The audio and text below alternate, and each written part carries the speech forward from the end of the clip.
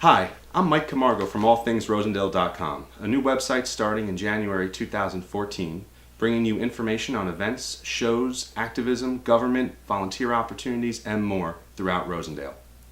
If you have anything that you'd like to contribute to our events calendar, you can email me at mike@allthingsrosendale.com. Tonight, I'm joined by Manna Greene, who's running for the Ulster County Legislature in District 19, which represents the towns of Rosendale and Marbletown. Thank you very much for joining with me, Manna. My great pleasure, Mike. Thank you. So why don't we start by having you tell me a little bit about yourself? Okay. My current employment is that I'm the environmental director for Hudson River Sloop Clearwater, Pete Seeger's organization.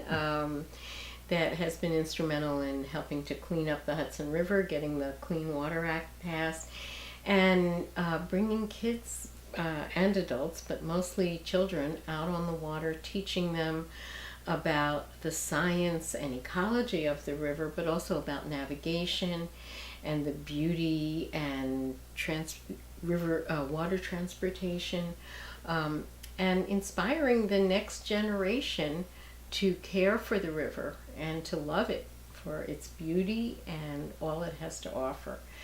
Prior to that, for 10 years, I was the recycling coordinator for Ulster County, and during that time, I wrote the grants that bought the blue boxes so that we could have residents all recycle throughout the county, and I helped businesses and organizations to set up recycling in commercial recycling, industrial, institutional recycling, and brought the county's recycling rate from 4% to 40% in less than a decade. Wow.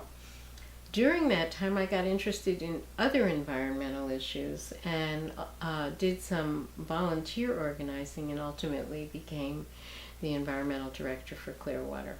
And prior to that, I was a nurse at Benedictine Hospital and briefly at Kingston Hospital for 22 years. I specialized in critical care and taught advanced cardiac life support and different critical care continuing education as well as practicing. And so people tell me that as I migrated from being a nurse to a recycling coordinator to an environmental director, I've become an earth nurse. And given the conditions in the world today, I consider the earth to be in need of critical care, so it's a very appropriate transition. There are lots of people, very wonderful, capable people still practicing nursing and medicine and the healing arts, and I have great high regard for them. I did not leave nursing because I didn't like nursing. I loved it.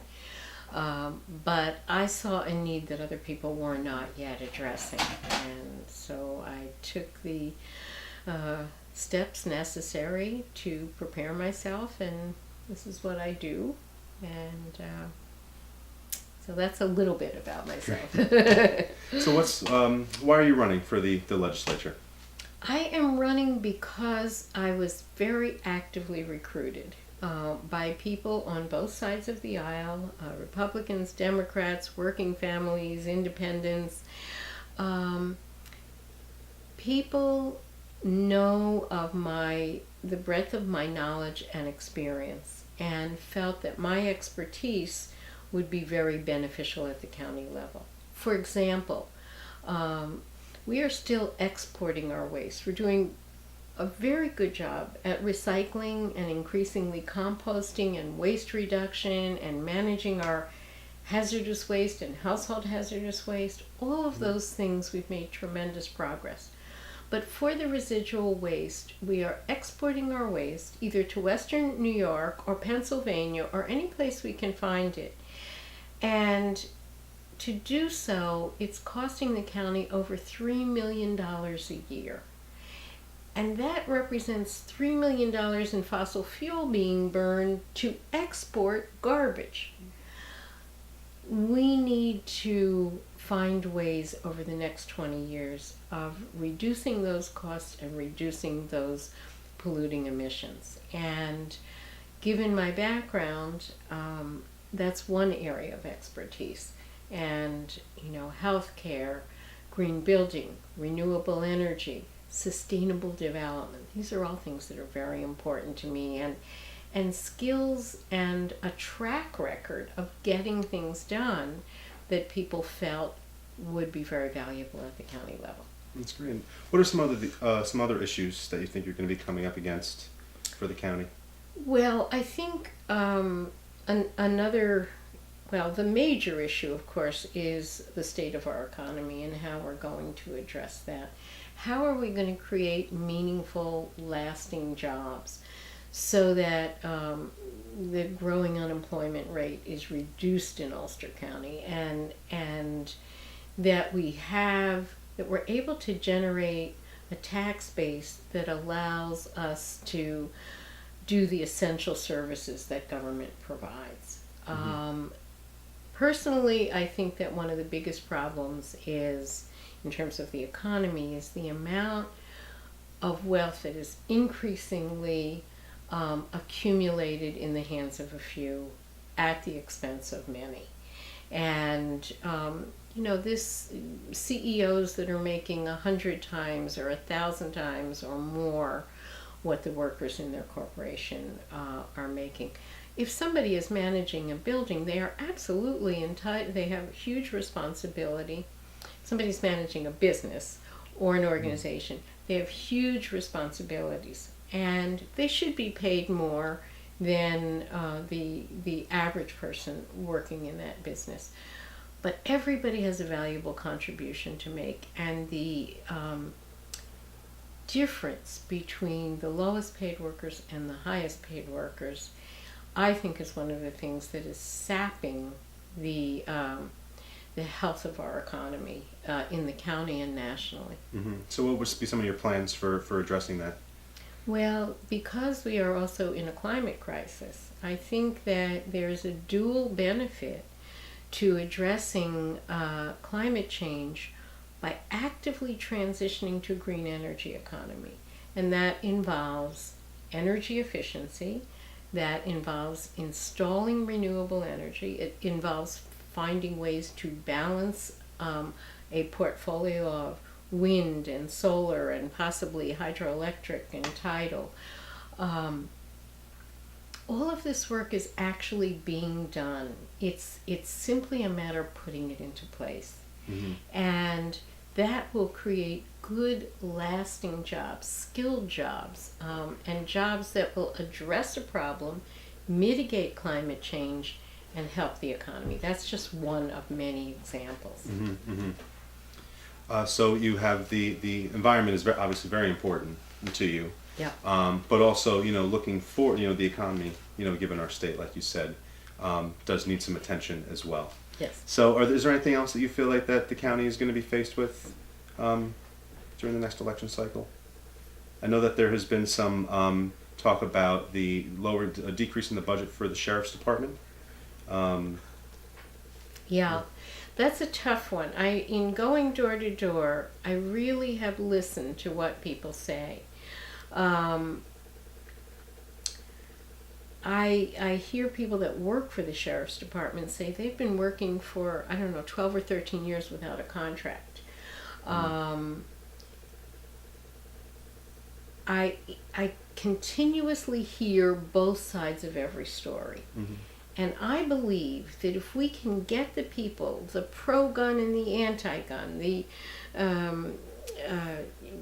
you name the controversy, the rail trail, the pro-trail and the pro-rail people, if you can get all the different stakeholders on any given issue to listen to each other and try to create a solution that works for everybody and works for the community, I don't care what the problem is. We can solve it. We can come up with the best possible solution, but it requires people listening to each other.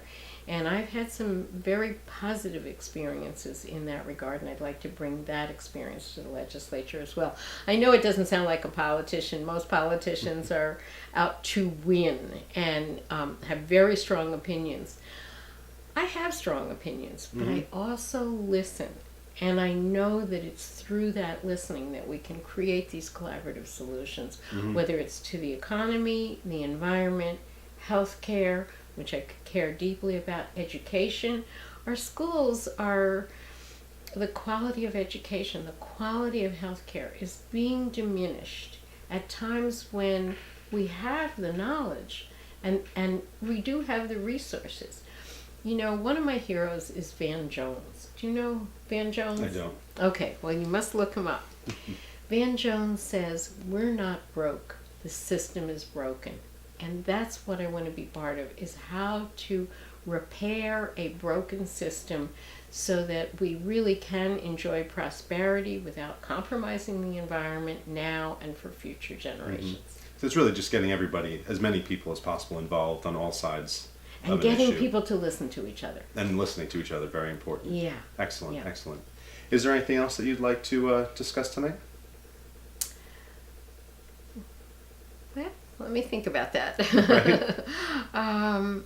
Yeah, I think the one other very important issue to me is, you know, I talked about mitigating climate change, but we also have to adapt to it. It is a reality. And the storms that we have seen and the damage that they have done, there's a lot we can do to mitigate.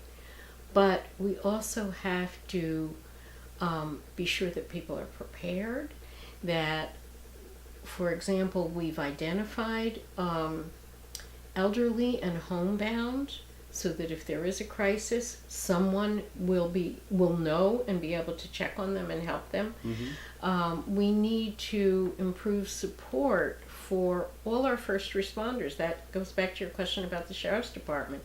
I'm not sure this is a good time to be cutting the Sheriff's Department.